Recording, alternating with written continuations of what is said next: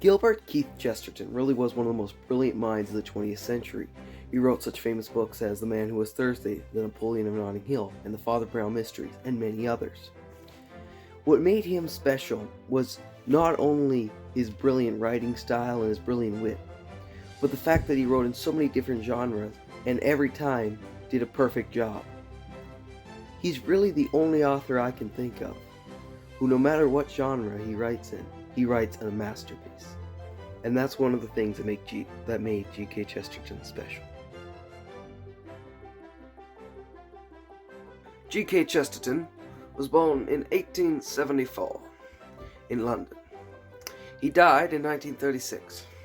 In 1901, he married Frances Bogg, and they remained married until his death in 1936. He was inspired and gave credit to, and wrote critiques on many of these men, by such famous authors as Charles Dickens, Robert Louis Stevenson, and even St. Thomas Aquinas.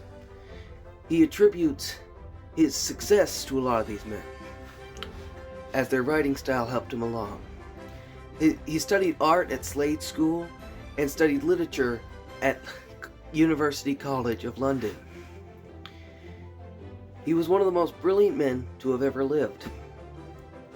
He began writing at a relatively young age and kept it up until his death at the age of 62.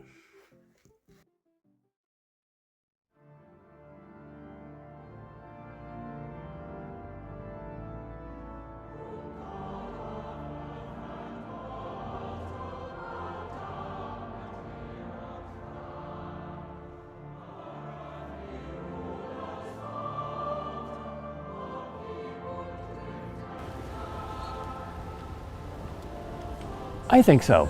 I'm writing a history of philosophy, and the subtitle is The 100 Greatest Philosophers, and I couldn't not put him in there, even though there's no book that I know of that classifies him as a philosopher. I think he was one, and I'll try to prove it.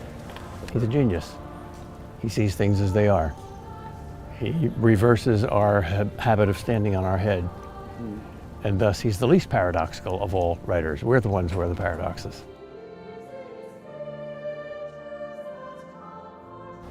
That classifies him as a great Thomist. In fact, three of the greatest Thomists of the 20th century, Gilson, Anton Pegas, and I think Joseph Owens, called it the greatest book anybody ever wrote about Thomas Aquinas. Well, Lewis tells you that in his autobiography, Surprised by Joy. Even as an atheist, he found Chesterton utterly sane and sensible.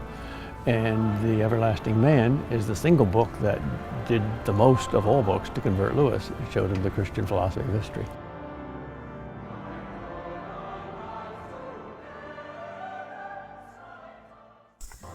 With G.K. Chesterton, his faith was something he really believed in. And in his books, he described it, and not in some vague terms. No, he described it in clear, concise terms. And that's really why he helped C.S. Lewis get convicted of his need for a savior, because through his writing you saw his faith, you saw the truth of the gospel.